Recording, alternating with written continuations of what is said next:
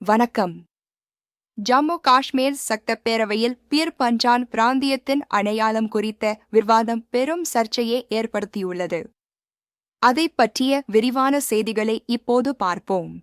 சட்டப்பேரவை கூட்டத்தொடரின் போது எதிர்க்கட்சித் தலைவர் சுனில் சர்மாவின் கருத்துக்கள் அவையில் பெரும் அமளியை உருவாக்கின. உறுப்பினர்கள் ஒருவருக்கொருவர் வாக்குவாதத்தில் ஈடுபட்டனர்.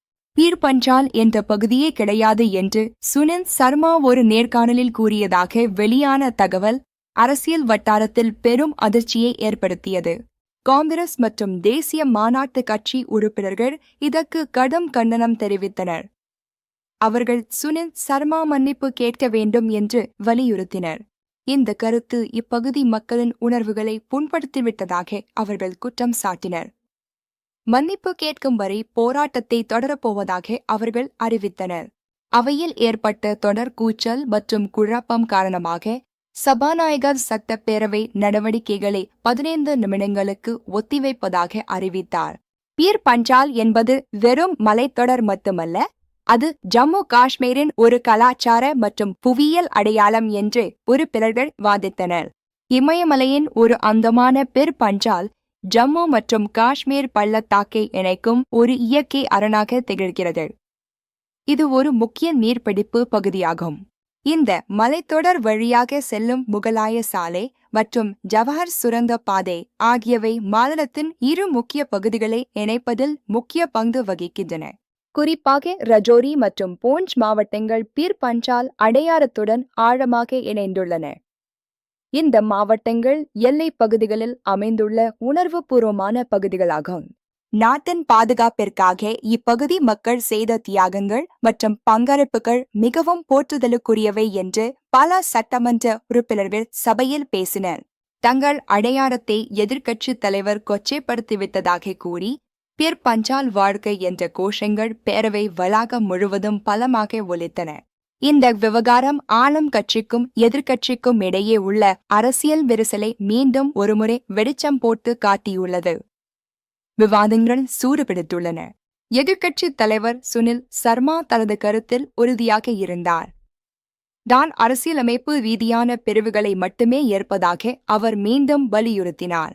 பாஜக உறுப்பினர்கள் தங்கள் தலைவருக்கு ஆதரவாக நின்றனர். பிராந்திய அடையாளங்களை உருவாக்குவது பிரிவினையை தூண்டும் என்று அவர்கள் தங்கள் வாதத்தை முன்வைத்தனர். துணை முதல்வர் இந்த விவகாரத்தில் தலையிட்டு சுனில் சர்மா நிபந்தனையற்ற மன்னிப்பு கேட்க வேண்டும் என்று கடுமையாக வலியுறுத்தினார். ஆனால் அதை அவர் ஏற்கவில்லை. இந்த அரசியல் சர்ச்சைக்கு மத்தியில் பீர் பஞ்சால் சுரங்கப்பாதை போன்ற முக்கிய உட்கட்டமைப்பு திட்டங்களின் முக்கியத்துவமும் விவாதப் பொருளாக மாறியுள்ளது. பீர் பஞ்சால் ரயில் சுரங்கப்பாதை இந்தியாவின் மிக நீளமான போக்குவரத்து சுரங்கப்பாதையாகும். இது 11 கிலோமீட்டர் நீளம் கொண்டது என்பது ஒரு பெரிய மைல்கல்லாகும். இது ஒரு நவீன பொறியியல் அதிசயம். இமயமலையின் கடினமான நிலப்பரப்பில் இந்த சுரங்கப்பாதை அமைக்கப்பட்டது ஒரு சவாலான பணியாக அமைந்தது. பனிக்காலங்களில் ஏற்படும் சாலை மறியல்களை தவிர்த்து தடையற்ற போக்குவரத்தை உறுதி செய்ய இந்த சுரங்கப்பாதை மிகவும் உதவியாக இருக்கிறது. இது மக்களின் வாழ்வை மாற்றியுள்ளது. குளிர்காலத்தில் காஷ்மீர் பள்ளத்தாக்கு தனிமைப்படுத்தப்படுவதை இந்த சுரங்கப்பாதை தடுக்கிறது. இது அத்தியாவசிய பொருட்களின் தடையற்ற வரத்தை உறுதி செய்கிறது. ஜம்மு மற்றும் காஷ்மீர் இடையேயான பயண நேரத்தை இது வெகுவாக குறைத்துள்ளது. இதனால் மாநிலத்தின் இரு பகுதிகளும் ஒன்றோடொன்று நெருக்கமாக இணைந்துள்ளன. இதற்கிடையில் பீர் பஞ்சால் மற்றும் செனா பிராந்தியங்களுக்கு தனி நிர்வாக பிரிவுகள் வேண்டும் என்ற கோரிக்கையும் வலுப்பெற்று வருகிறது. இது புதிய விவாதத்தை கிளப்பியுள்ளது. பிடிபி தலைவர் மெகபூபா முப்தி தொலைதூர மற்றும் மலைப்பகுதி மக்களின் நலனுக்காக தனி நிர்வாக பிரிவுகள் அமைக்கப்பட வேண்டும் என்று தொடர்ந்து வலியுறுத்தி வருகிறார். கடினமான மலைப்பகுதிகளில் வாழும் மக்கள் நிர்வாக ரீதியான தேவைகளுக்காக நீண்ட தூரம் பயணிக்க வேண்டியுள்ளது. இதை தவிர்க்க புதிய பிரிவுகள் அவசியம் என அவர் கூறுகிறார். ஆனால் முதல்வர் உமர் அப்துல்லா இதற்கு மாற்று கருத்தை கொண்டுள்ளார். தற்போது புதிய நிர்வாக பிரிவுகள் அமைக்க வேண்டிய தேவை இல்லை என்று அவர் திட்டவட்டமாக தெரிவித்துள்ளார். ஏற்கனவே உள்ள நிர்வாக பிரிவுகளில் பணியாளர்கள் பற்றாக்குறை இருக்கும்போது புதிய பிரிவுகளை உருவாக்குவது கூடுதல் சுமையை ஏற்படுத்தும் என்று அவர் சுட்டிக்காட்டினார். மொத்தத்தில் பிர் பஞ்சால் விவகாரம் ஜம்மு காஷ்மீரின் பிராந்திய அடையாளம் மற்றும் வளர்ச்சி குறித்த ஒரு ஆழமான விவாதத்தை அரசியல் அரங்கில் உருவாக்கியுள்ளது.